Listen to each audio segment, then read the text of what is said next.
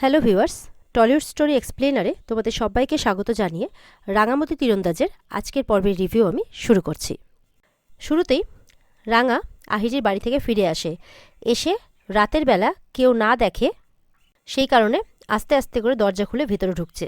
ঠিক তখনই রাঙা দেখে দরজার পাশে একলব্য দাঁড়িয়ে আছে। দেখে রাঙা তো একেবারে চমকে ওঠে। একলব্য তাকে বলছে, কি ব্যাপার, এখন এই সমস্ত শুরু করছো? সারা রাত্রি বাড়ির বাইরে কাটিয়ে এখন ভোরবেলা বাড়ি ফিরছো, তাই না? তবে এই কথাগুলো বলার আর আমার কোনো অধিকার নেই, কারণ আমি সবটা মিটিয়ে ফেলেছি। এই বলে একলব্য বলছে আর কি, যে ডিভোর্স পেপারে তো সই করেই দিয়েছো, এরপর তো সেটা কোর্টে জমাও পড়ে যাবে, তারপর আমার আশীর্বাদ শুরু হবে, ধুমধাম করে অনুষ্ঠান হবে। আর রাঙাকে বলছে, আমার এই বিয়েটাতে এনজয় করো, কিন্তু এগুলো উল্টোপাল্টা কাজ যেগুলো করছো সেগুলো করো না প্লিজ। রাঙা তখন বাহানা করে বলছে, উল্টোপাল্টা কাজ তো কিছু করিনি, আমি তো সেই কোন কাক ভরে উঠে হাঁটতে বেরিয়েছিলাম। আর হাতে লেগে থাকা নোংরাগুলো দেখিয়ে বলছে কাদার মধ্যে পড়ে গেছিল নাকি সে।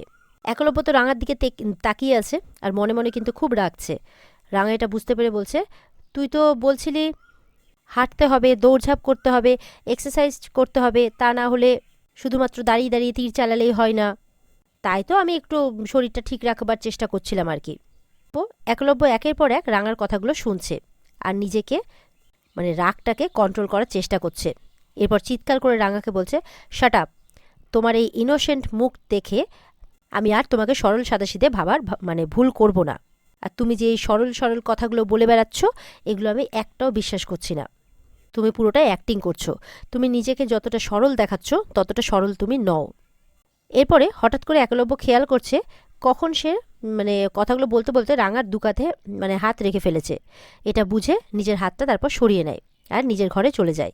রাঙা তখন বলছে, জঙ্গল গ্রামের মেয়ে আমি, সবুজ জঙ্গল, পাহাড়ের লাল মাটি, এই সব কিছুর মতোই সোজা সাপটা ছিলাম, কিন্তু শহরে এসে শহরের ঘোর প্যাচের সাথে লড়াই করতে করতে আমাকে যে মারপ্যাচগুলো শিখে নিতে হয়েছে, না হলে তো তোকে আমি রক্ষা করতাম কি করে? এই পরিবারের মানুষগুলোকেই বা আমি রক্ষা করব কি করে? এমনটা বলছে রাঙা। পরদিন দেখা যাচ্ছে রাঙা কানে হেডফোনে গান শুনতে শুনতে কাজ করছে আর নিজেও গান গাইছে। পিসিমণি সেটা দেখে বলছে, জিজ্ঞাসা করছে, রাঙা তোর কি হয়েছে বলতো? আমি অনেকক্ষণ ধরে ডাকছি তোকে, কিন্তু তুই গান শুনতে শুনতে রান্না করছিস আর কখনো নিজেই গান গেয়ে উঠছিস, কি ব্যাপার বলতো? এরকমটা তো করতে তোকে আগে কখনো দেখিনি। একলব্যের মা বলছে, কি আর বলবো, ওর খুব আনন্দ হয়েছে, বরের বিয়ে দিচ্ছে তো। বৃন্দা আর ময়না তখন সেখানে এসে বলছে, বৃন্দা বলছে রাঙাকে, তোর এই আনন্দ আমি কোনোদিনও ভুলবো না। এমন মন খুলে কেউ তার স্বামীর বিয়ের জন্য আনন্দ করে নাকি, বা নিজের স্বামীর বিয়ে অন্য কারোর সাথে দিতে পারে নাকি? আমি প্রথমবার দেখলাম এটা, সত্যি রাঙা, এই জন্যই তুই সব কিছুতে প্রথম। রাঙা বলছে, দেখিস না বৌদিদি, এই বাড়িটা ছাড়ার আগে যা করে যাব না, তোরা কেউ কোনোদিনও আমাকে ভুলতে পারবি না, সারাক্ষণ শুধু আমার নামটাই জপ করবি। বৃন্দা এরপর পাঞ্চালীকে আশীর্বাদের থালাটা সাজাতে বলছে আর একলব্যের মাকে জিজ্ঞাসা করছে যে সমস্ত গয়নাগাটি রেডি আছে কিনা। একলব্যের মা তখন বলছে যে হ্যাঁ, সবটা রেডি আছে। ওদিকে দেখা যাচ্ছে আহিরি বাড়িতে আশীর্বাদের জন্য রেডি হচ্ছে। তার মা তখন সেখানে এসে বলছে যে, তোকে দেখে আমার খুব খুশি মনে হচ্ছে, জানিস তো তোর মধ্যে একটা বিয়ে বিয়ে ভাব এসেছে। এই বিয়ের ফুলটা যখন ফোটে না, তখন মেয়েদেরকে সব থেকে বেশি ভালো লাগে দেখতে। এই সব কিছু কিন্তু রাঙা বাড়িতে হেডফোনে বসে শুনছে যা কিছু কথাবার্তা হচ্ছে। এরপর আহিরির বাবা এসে তাদেরকে তাড়াতাড়ি করে রেডি হতে বলে, আর এই রেডি হওয়া নিয়ে কিন্তু তার বাবা মায়ের মধ্যে ঝামেলা শুরু হয়ে যায়। তখন আহিরি বলছে তাদেরকে থামিয়ে, যে তোমরা যাও, একটু গাড়িতে গিয়ে বসো, আমি চলে আসছি। ওদিকে বৃন্দা তার শাশুড়ি মাকে আশীর্বাদের কাজটা শুরু করতে বলছে। তখন বৃন্দাকে থামিয়ে একলব্যের মা বলছে, দাঁড়াও, আগে আহিরি চলে আসুক, তারপর তো শুরু হবে। এরপর আহিরি যখন রেডি হচ্ছে তখন তার কাছে কিন্তু রাজেন্দ্র স্যারের ফোন আসে। ফোনটা রিসিভ করে আহিরি। রাজেন্দ্র স্যার বলছে, কি ব্যাপার, আমার এতগুলো টাকা লস হয়ে গেল আর তোমার মধ্যে কোনো হেলদোল নেই? আচ্ছা, তুমি কি এয়ার হোস্টেসের চাকরিটা ছেড়ে দিয়েছো? আহিরি বলছে, না না, ছাড়িনি। তখন বলছে যে আসলে আমার বিয়ে তো, তাই জন্য আমি একটু কটা দিন ডিউটি অফ নিয়েছি। রাজেন্দ্র স্যার বলছে, তুমি আমাকে অ্যাভয়েড করছো না তো? বলে, না না, আমি তো আপনার কাজটা করব, ডিউটিতে জয়েন করে অবশ্যই করব। আসলে সেদিন তো কিছু করার ছিল না, আপনি তো জানেন যে এর আগেও আমি আপনার হয়ে ডায়মন্ড পাচার করেছি, তো কখনো কি ধরা পড়েছি? এখন কোনো প্রবলেম হয়ে গেছে, কি করা যাবে, এতদিন তো কোনো প্রবলেম হয়নি, কোনো উপায় নেই দেখে আমি রাঙার ব্যাগে ডায়মন্ড ঢুকিয়ে দিতে বাধ্য হয়েছিলাম। দেখুন, আমি জানি যে জিনিসটা ধরা পড়াতে আপনার অনেক টাকা লস হয়েছে, আমি সমস্ত টাকা পুষিয়ে দেব ডিউটিতে জয়েন করে। আর এরপর ডিউটিতে জয়েন করতে করে নেক্সট লটে ডায়মন্ডগুলো পাচার করার ব্যবস্থা করছি, এই বলে ফোনটা কেটে দেয়। আর আহিরি রেডি হয়ে বেরিয়ে পড়ে। এদিকে বাড়িতে রাঙা কিন্তু এই সমস্ত কথা শুনে চুপ করে একমনে ভাবছে। ওদিকে গ্যাসে বসানো খাবার পুড়ে গেলে একলব্যের মা বলছে, একটা পোড়া পোড়া গন্ধ পাওয়া যাচ্ছে। কৃষ্ণাকে বলছে, দেখ তো রান্নাঘরে কি পুড়ছে। তখন পিসিমণি গিয়ে দেখছে যে ডালটা পুড়ে গেছে। আর রাঙা একপাশে দাঁড়িয়ে চুপ করে কিছু একটা ভাবছে। বৃন্দা তখন রাঙার কাছে এসে বলে, এই রাঙা, তোর তোর বেশি বেশি নাটক হয়েছে, বেশি ঢং দেখাচ্ছিস, কানের মধ্যে হেডফোন গুঁজে তুই রান্না করছিস। রাঙা তখনও কিন্তু মাথা নিচু করে সেই সব কিছুই ভাবছে, যেন কারো কথা তার কানেই যাচ্ছে না। এরপরে বৃন্দা রাঙার কানের কাছে গিয়ে চিৎকার করে বলছে, কিরে শুনতে পাচ্ছিস না?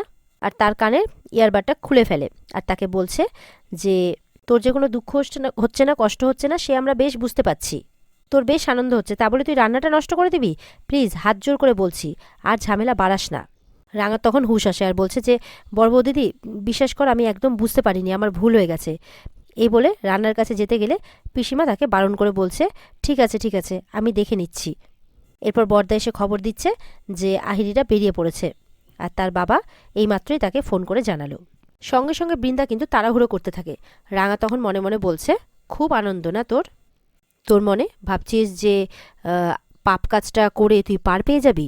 ভাবছিস উড়নবাবুর মতো একজন সৎ ভালো মানুষকে তুই মানে তোর মতন একজন অসৎ মানুষ বিয়ে করে নেবে?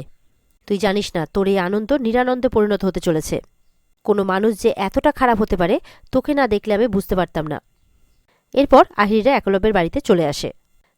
একলব্যের বাবাকে আহিরির বাবা বলছে, তাহলে নবরণবাবু, আমি আর আপনি সম্বন্ধী হলাম। আমার অনেক দিনের ইচ্ছে ছিল আপনার ছেলের সাথে আমার মেয়ের বিয়ে দেওয়াটা, আর বিয়েটা হয়ে গেলে একদিন চা খেতে খেতে মজাসে আড্ডা মারবো। রাঙা তখন বলছে, হ্যাঁ একদম, সাথে যদি একটু সিঙ্গারা মুড়ি চপ এইসব হয় তাহলে তো কোনো জবাবই নেই। তোরা আড্ডা মারবি আর আমি, এরকমটা বলতে বলতে রাঙা থেমে যায়। এরপর বলে, আমি তো তখন তোদেরকে চপ সিঙ্গারা ভেজে খাওয়ানোর জন্য থাকবো না। এরপর একলব্যকে চা দিলে বলছে, তুই এখনো মুখ গোমরা করে আছিস কেন? আজ তোর বিয়ের আশীর্বাদ হচ্ছে, কোথায় আনন্দ করবি, হেসে হেসে হেসে হেসে থাকবি তা না। এরপর একলব্য আহিরি দুজনেই ফিশ ফ্রাই খেতে ভালোবাসে, তাই রাঙা তাদের জন্য সেটা বানিয়ে ফেলেছে। এরপর আহিরি সেটা খেতে গেলে গরমে তার মুখে ছ্যাঁকা লাগে। তখন রাঙা বলছে, আহা আস্তে আস্তে খা, দেখিস আবার বিয়ের আগে মুখ পুড়িয়ে দিস না যেন। মানে সব কথাই কিন্তু আহিরিকে ঠেস মেরে মেরে বলছে রাঙা। আহিরিও তখন মনে মনে বলছে, রাঙার এই ওভার এক্সাইটমেন্টটা আমার একদম কিন্তু সুবিধের ঠেকছে না। একলব্যকে ডিভোর্স দিয়ে এই বাড়ি ছেড়ে চলে যাবে, তার বিয়ে দিয়ে তার একটুও খারাপ লাগছে না?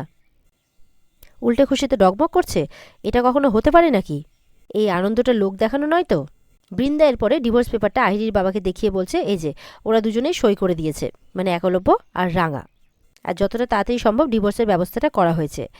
ততক্ষণ আমরা বরঞ্চ এদিকটা এগিয়ে রাখি, বিয়ের ডেটটা আমরা আজকেই ফাইনাল করে ফেলি, তারপর বরং আশীর্বাদটা হবে। আহিরির মাও তখন একই কথা বলছে।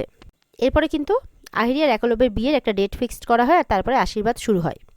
প্রথমে একলব্যের মা আহিরিকে আশীর্বাদ করে দিচ্ছে। এরপরে একলব্যের মা কি করে, রাঙাকে দেওয়া যে নেকলেস সেটা হুবহু বানিয়েছে, মানে রাঙার মতো করে হুবহু বানিয়েছে, কিন্তু সেটা নকল, আর সেটা পরিয়ে দিচ্ছে আহিরিকে। বাড়িতে সবাই জানলো যে একলব্যের মা রাঙার গয়নাগুলো আহিরিকে পরিয়ে দিচ্ছে। রাঙা তখন তার শাশুড়িকে বলছে যে, মা তোর ছোট বৌমার হারটা কিন্তু খুব সুন্দর হয়েছে। একলব্যের মা তখন মনে মনে বলছে, কি দুষ্টু বুদ্ধি খেলে রে তোর মাথায় রাঙা। এরপরে বৃন্দা একলব্যকে আশীর্বাদের জন্য বসে পড়তে বলে। রাঙাও পেছন থেকে একলব্যকে খোঁচা মেরে বলছে, যা উড়নবাবু এবার বসে পড়, দেখ তোর শ্বশুরবাড়ি থেকে তোকে কি দেয়। এটা শুনে একলব্য কিন্তু রেগে যায় আর রাঙার দিকে তাকায়, আর এরপর আশীর্বাদের জন্য বসে পড়ে। আহিরির মা একলব্যকে আশীর্বাদ করে দিচ্ছে, কিন্তু একলব্য কিন্তু রাঙার দিকেই তাকিয়ে আছে আর মনে মনে খুব রাখছে।